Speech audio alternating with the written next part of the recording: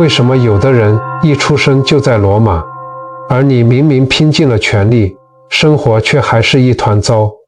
这真的只是八字不好，运气太差吗？夜深人静时，你一定也偷偷问过老天爷，为什么对我这么不公平？为了这个家，你付出了青春和健康，结果户头里存不到几个钱，身体落下一身病痛，甚至连最亲近的人都不体谅你。那种深深的无力感，是不是让你常常感叹，难道自己上辈子真的造了什么孽，这辈子注定要来还债的吗？我跟你讲，今天我要告诉你一个极其震撼的宇宙真相。老天爷的算盘打得比谁都精，你所受的苦背后都有着极其精准的因果剧本。在今天的内容里，我将透过你的农历出生月份，为你彻底解开你前世今生的宿命谜团。看到最后，我还会送你3个马上就能用，完全不花钱的改命锦囊。请把心静下来，跟着我，我们一起把你的人生剧本改写回顺遂安康。接下来，我就要为各位打开这本生死账簿，从春季开始，带你看看你到底是带着什么样的剧本来到这世上的。请大家把耳朵竖起来，我们对号入座。其实啊，春天是万物复苏、阳气生发的季节，但在这几个月出生的人，前世带来的根基差别可是非常大的。不管你是哪一年出生的，只要你的农历生日落在正月到3月，10之8九都逃不脱我接下来要讲的这套因果逻辑。听的时候不要光听个热闹，要对照一下自己的性格和遭遇，看看是不是这么一回事。先说正月出生的人，正月生的朋友，你现在就可以摸摸自己的良心，问一句，你这辈子是不是经常吃心太软的亏？你在朋友眼里就是个不折不扣的烂好人，别人找你借钱，你明明自己手头也不宽裕，但就是狠不下心拒绝。同事把麻烦的工作丢给你，你心里千百个不愿意，嘴上却还是说了好。结果呢，你总是在别人低潮的时候情义相挺，但当你自己遇到困难，回过头去却发现身边空无一人，甚至还经常被你帮过的人背叛。为什么会这样？这其实跟你前世的职业有关，因为你前世是个在古老渡口撑船的摆渡人，不管刮风下雨，不管寒冬腊月，只要有人要在岸边求渡，你总是义无反顾地把船撑过去，把别人平平安安地送达彼岸。你习惯了燃烧自己，照亮别人，你习惯了把别人的需求摆在自己的前面。这种舍己为人的习气被你完完整整地带到了这一世，所以你今生看不得别人受苦，你的心肠特别软。但我要特别提醒正月生的人，过度的善良如果没有底线，那就是在消耗你自己的福报。你这辈子要修炼的叫做有底线的善良。下次当你又要委屈自己去成全别人的时候，请你在心里踩个刹车，你要学会拒绝，因为你的善良必须要带点锋芒，才不会被这个世俗的贪婪给吞噬。接下来我们看看2月出生的人。2月生的人，你们心里通常都有一个最大的痛点，那就是定不下来。你的心啊，就像长了翅膀一样，总是觉得现在待的地方不对劲。你可能换工作像换衣服一样频繁，总觉得下一家公司会更好，下一个老板才会懂你。或者在感情跟婚姻里，你总有一种深深的束缚感，稍微遇到一点摩擦，你心里闪过的第一个念头就是我想逃，我要离婚。很多人觉得你们是不负责任，但其实这是因为你们的灵魂还在流浪。画面切回到前世，你是一个跟着流浪戏班子走南闯北的乐师，你四海为家，今天在这个镇上吹笛子，明天到那个村里拉胡琴。你骨子里讨厌世俗的柴米油盐，你热爱自由，习惯了居无定所，萍水相逢。你前世那种抗拒扎根、无拘无束的漂泊感，直接成为了你今生潜意识里的惯性。所以你看什么都觉得不顺眼，总想往外跑。我要跟2月生的人说一句重话，你如果继续这样飘下去，到了晚年就是孤苦无依的无根之草。你这辈子要修炼的核心就是落地与定力，去找一份枯燥但稳定的工作，去好好面对婚姻里那些琐碎的争吵，不要逃避。当你愿意在一个地方死死扎下根来，熬过那个不舒服的阵痛期，你人生的果实才会真正开始成熟。再来，我们讲讲3月出生的人。3月生的人脑筋通常转得特别快，极度聪明，而且对数字和金钱有着天生的敏感度，很懂得怎么赚钱。但是你有没有发现一个很困扰的现象？你明明很能赚，但老是莫名其妙的破财，眼看着户头里存了一笔钱，突然车子坏了要大修，或者准备要买房了，家里长辈突然生病需要一大笔医药费，又或者投资一个原本看好的项目，莫名其妙就卡住了，钱财就像是在你的指缝里溜走一样，怎么都守不住。这背后的因果非常精妙，因为你前世是大户人家里掌管粮仓的算账先生，你前世算盘打得比谁都精，一毛不拔，对那些来借粮食的穷苦百姓极其苛刻，甚至为了帮主人累积财富而精打细算，不择手段。你前世太爱计较了，把钱粮看得比人命还重。虽然你凭着前世的聪明才智，今生依然具备赚钱的能力，但老天爷在平衡这个因果的账本。你今生那些莫名其妙的破财，其实是在强制让你还债与消业障。3月生的人，你要想守住财，保住平安，唯一的解药就是学会无相布施。不要等老天爷来收你的钱，你要自己主动把钱散出去，去捐助孤儿院，去帮助那些真正需要钱的人，而且不要留名字。当你把算计别人的心转变成利益他人的心，你的财库才会真正补起来，你的身体和家庭也才能跟着稳如泰山，走过了温吞萌发的春天。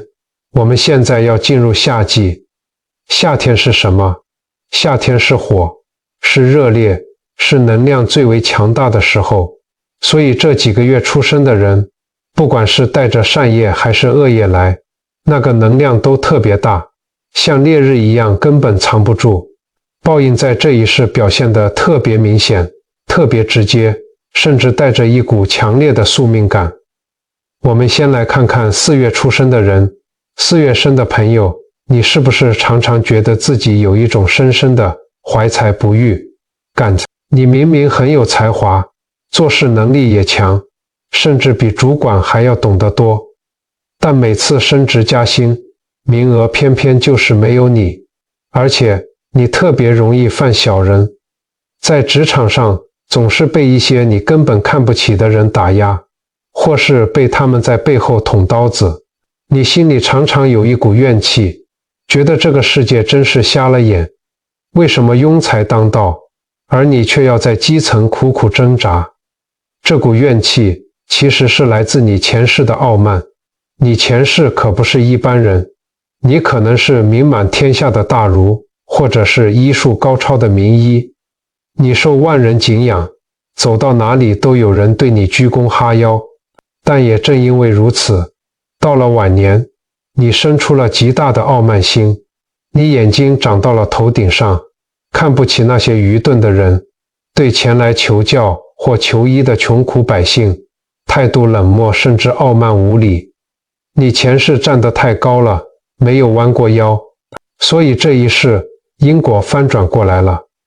老天爷保留了你的才华，却抽掉了你的运气，把你放在一个处处受限的位置上，让那些你最看不起的人来管你。这是为什么？这是为了磨平你的傲气。4月生的人，你这辈子要修炼的核心只有4个字，叫做谦卑低头。不要再抱怨了。当你能心甘情愿地为别人服务，把那股高高在上的架子彻底放下，你前世累积的那个大福报才会真正向你敞开大门。接下来我们讲5月出生的人。5月生的朋友，你们的经历通常会让身边的人非常羡慕。你们的特质是人缘极佳，走到哪里都能交到朋友。最神奇的是，每当你遇到难关，眼看着就要走投无路了，总会莫名其妙出现一个贵人拉你一把，或者是突然有一笔意外之财，刚好帮你度过危机。你可能会觉得自己运气真好，但我跟你讲，这世上没有白掉下来的馅饼，这全是你前世自己一口一口省下来的。画面回到动荡的古代，你前世是一个在乱世中挣扎求生的农妇，连年战乱，饥荒遍野，你自己家里都快揭不开锅了。但是当你看到路边那些失去父母、饿得奄奄一息的流浪孩童时，你依然流着眼泪，把手里仅剩的半块粗面饼掰开，分给了他们。你甚至还收留了几个孤儿，宁可自己喝米汤，也要让孩子们活下去。你前世做这些事，从来没有想过要什么回报。这在佛法里就叫做最高境界的无相布施。因为你前世用生命护持了别人，所以这一世老天爷派了无数的贵人来护持你。5月生的人，你们是带着强大福报来的，但千万要注意，福报就像银行存款，只领不存，总有一天会花光。你这辈子最需要警惕的，就是被突如其来的安逸给吞噬。不要因为日子过得顺，就变得骄奢。请继续保持你前世那份纯粹的善良，多去关心弱势，你的福报才能绵延不绝。然后我们来看6月出生的人。6月生的人，你们的人生剧本可以说是最高潮迭起的，你们的事业往往大起大落，有时候赚钱像印钞票一样快，但可能一个决策失误，瞬间又跌到谷底。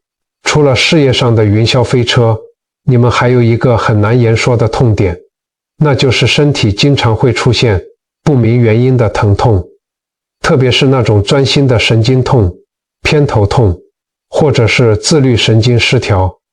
去医院检查，所有仪器都照了，医生也找不出毛病，只能开止痛药给你。这种找不到原因的痛，其实是业力在身体上的显化。为什么？这其实跟你前世的职业有关，因为你前世是一个承接修桥铺路工程的承包商，你一开始的发心也是好的，想要造福乡里，但是在工程进行中，你面对庞大的金钱诱惑，贪念起了，你开始偷工减料，用劣质的木头和石头，结果有一天桥梁突然坍塌，让许多走在桥上的无辜百姓摔断了腿，甚至失去了生命。你前世那一点贪念，换来的是别人肉身被压碎的剧痛。这股庞大的怨念与反作用力，在今生就化成了你事业的崩塌，以及你身体上那些找不到原因的神经剧痛。6月生的人遇到这种情况，不要害怕，更不要怨天尤人。这是老天爷在提醒你，因果的账单寄来了，你今生要修炼的是绝对的诚实与忏悔。在事业上，一分一毫都不能贪。在生活中，要多去做跟医疗相关的布施，去医院做志工，或者捐款给急难救助的医疗基金，用你今生救助病苦的实际行动，去填补前世偷工减料造成的坑洞，那个痛自然就会慢慢解开。走过了热烈奔放的夏天，我们现在要进入秋季。秋天在五行中属金，金主肃杀，这是一股带着凉意与硬气的能量。秋天也是收获与清算的季节，所以这几个月出生的人，前世带来的业力往往比较深沉，性格也特别鲜明。你的性格要么像秋风一样锐利，要么像深潭一样冷静。我们先来看7月出生的人。7月在民俗里常被说成是鬼月，但在佛法和因果里，这可是个修行的绝佳月份。7月生的朋友，你们的人生轨迹通常是先苦后甘，大器晚成。你回想一下，自己年轻的时候是不是特别不顺？可能是原生家庭辛苦，求学过程跌跌撞撞，或者在感情里被伤得体无完肤。你年轻时一定无数次仰天长叹，为什么我的人生比别人还要坎坷？但奇妙的是，你对玄学、心理学、宗教或者佛法有一种天生的直觉，别人看不懂的道理，你一听就开窍。这是为什么？因为你前世是一个常常在深山佛寺窗外偷偷听经的樵夫，你每天砍柴经过寺庙，虽然没有正式剃度出家，但你总是放下扁担，站在窗外听老和尚讲经说法。那个修行的种子在你心里扎得非常深。这辈子早年的那些苦难，其实是佛祖的考验，是为了帮你快速把世俗的业障消磨掉。这叫重罪轻报。等到你过了35岁、40岁，你前世听经的那个智慧就会突然大爆发，你会突然看透很多事，事业和家庭也跟着稳如泰山。7月生的人，千万不要被年轻时的苦难打倒。你是有大慧根的人，把佛法的智慧捡起来，你后半生的福报不可限量。接下来，听好，8月出生的人，你们的这个特质是我见过最让人扼腕的。8月生的朋友，你是不是做什么事都很快上手，但总是有始无终？你一定有过这样的经验。明明谈好的一个大案子，眼看着明天就要签约了，突然对方就反悔了。或者你准备了一个很久的考试，就在考前突然生病去不了。你的人生总是充满了临门一脚的破局，就好像有一种无形力量，在你快要成功的时候，硬生生把你拉下来。这真的不是运气不好，这是你前世留下的惯性。你前世是一个手艺精湛的石匠，你曾经在佛前发下大愿，要在石崖上雕刻一整部的大藏经。可是当你刻到一半的时候，碰上了战乱，或者是你觉得太苦太累了，你放下了手里的凿子，选择了逃避。你前世发了大愿，却半途而废，那个断掉的愿力就变成了你今生事业上的断层。8月生的人，你这辈子最大的功课就是4个字：坚持到底。不管你现在在做什么工作，哪怕是一件再微不足道的小事，你也要逼着自己从头到尾做完。当你一次又一次地克服那种想放弃的念头，你就是在把前世断掉的那个链条一节一节地接回去。链条接上了，你的成功自然就圆满了。再来，我们看看9月出生的人。9月生的朋友，你先深吸一口气，因为我要讲的话可能有点刺耳。你在外人眼里是个能力很强、做事雷厉风行的人，但你在家里是不是常让气氛降到冰点？你性格黑白分明，得理不饶人，只要你觉得自己是对的，那个话说出来就像刀子一样，句句见血。你可能会觉得我这人就是直肠子，没有恶意，但你的另一半，你的孩子却常常被你伤得千疮百孔。这在命理上叫做刑克家人。这股杀伐之气是哪来的？画面切回到前世，你是一个坐在衙门里断案如神的严酷判官，惊堂木一拍，底下的人瑟瑟发抖。你执法严明，绝对不收贿赂，但你太过严苛，完全没有人情味。在你眼里只有律法，没有温度。那些犯了小错的老百姓，往往被你重打50大板，甚至家破人亡。你前世把你看得比情重，今生就把这股冰冷的硬气带到了婚姻与家庭里。9月生的人，家是讲爱的地方，不是讲理的法庭啊！你这辈子要修炼的是慈悲与柔软。当你又要开口指责家人的时候，请你把舌头咬住3秒钟，把那句伤人的话吞回去，学会轻声细语，学会低头认错。当你把这块冷硬的铁板化作绕指柔的时候，你晚年才不会变成一个孤独的老人。经历了秋天的肃杀，我们终于来到了冬季。冬天在五行中属水，水主收藏，万物归藏，这是一股极度深沉内敛的能量，也代表着灵魂进入了结算余了债的阶段。这几个月出生的人，你们的身上往往带着一种难以言喻的故事感，性格深邃，有时候连你自己都觉得看不透自己。我们先来翻开10月出生的人的剧本。10月生的朋友，你有没有发现，你在外人眼里往往带着一种高冷的气质？你是不是防备心极重，很难真正信任一个人？身边虽然有同事，有伴侣，但你心里总有一块地方是任何人都进不去的。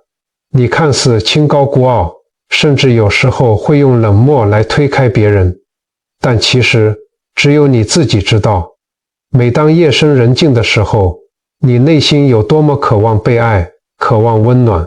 你就像一只刺猬，用一身的刺来掩饰心里的孤独。这份深沉的孤独感从何而来？因为你前世是深宫里负责点灯的守夜宫女，你从小被送进高高的宫墙内，看尽了宫廷里的尔虞我诈与冷暖无常。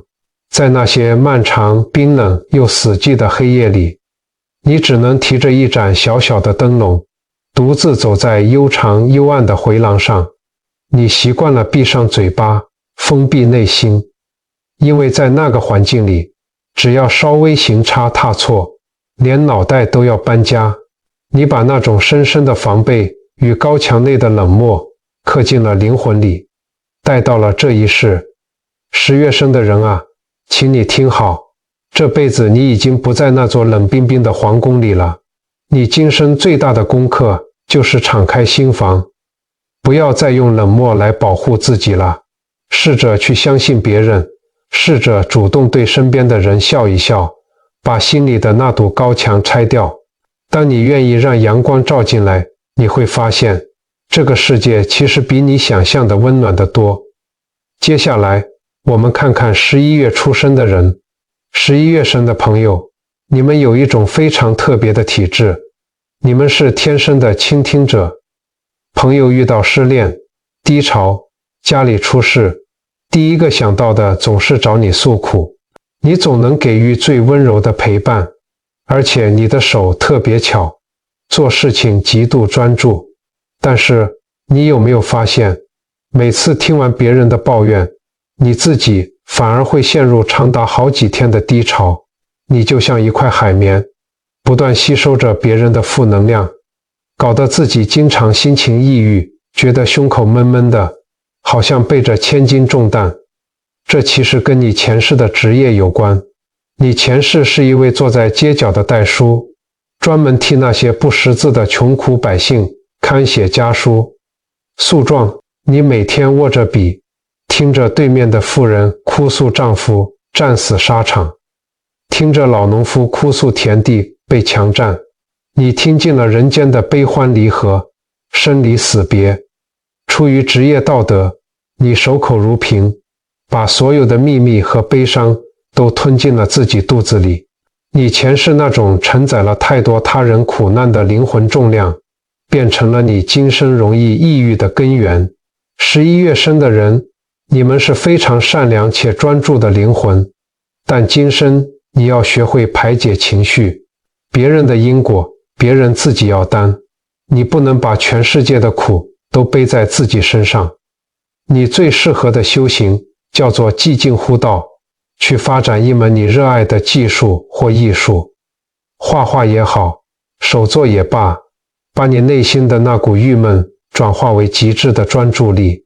当你沉浸在技术的提升中，那种负能量自然就会被净化。最后，我们要来讲12月，也就是腊月出生的人。腊月生的朋友，你们的因果故事非常震撼，是典型的待业往生又发愿赎罪的例子。你回想一下，你的人生，尤其是到了中年以后，是不是特别容易遇到突发的健康危机？可能是一场莫名其妙的重病，或是一次严重的意外。但神奇的是，每次眼看着就要过不去的时候，你总能逢凶化吉，刚好遇到一位医术高明的良医，把你从鬼门关前硬生生拉回来。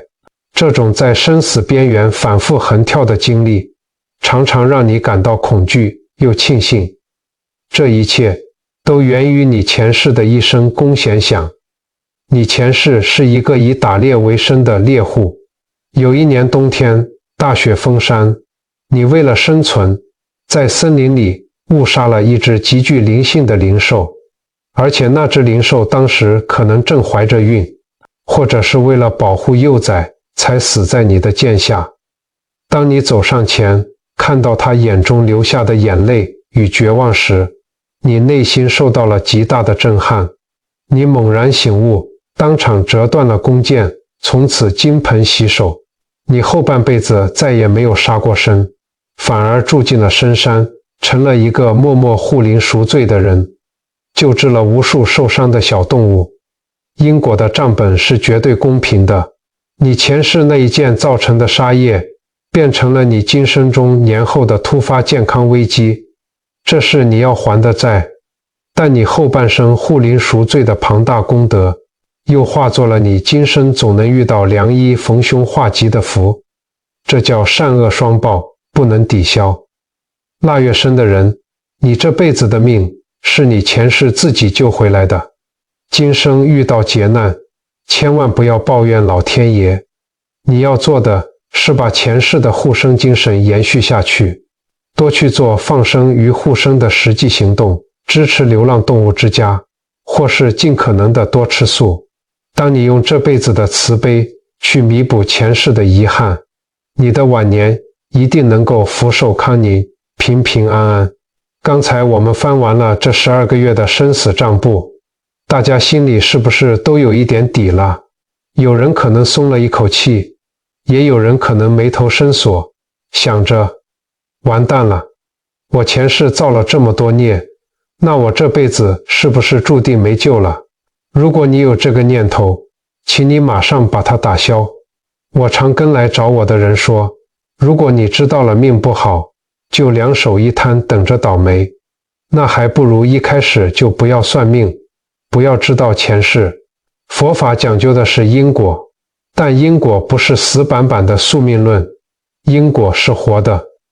剧本虽然是前世写的，但今天站在舞台上演戏的是你今生的这颗心啊！想要改命，真的不需要去花大钱技改，也不用去买什么昂贵的开运商品。今天我就教给大家3把改命的金钥匙，这3招你不用花1毛钱，今天看完影片，马上就能在生活中执行。第1把钥匙，睡前10分钟的心灵手术刀忏悔法。很多人以为忏悔就是跑去庙里对着佛像磕几个头，说句我错了，然后丢一点香油钱，那不叫忏悔，那叫贿赂。真正的忏悔是直面自己内心最难堪的那个部分，就像拿一把手术刀，把心里发炎化脓的地方精准地切开，清理干净。你今天晚上睡觉前，手机先放旁边，坐在床沿或者躺平，闭上眼睛，给自己10分钟的时间，像看电影回放一样，把今天发生过的事，或者你这辈子觉得最对不起别人的事，在脑海里过一遍。比如你是9月生的人，你想想今天是不是又对老婆讲话很冲？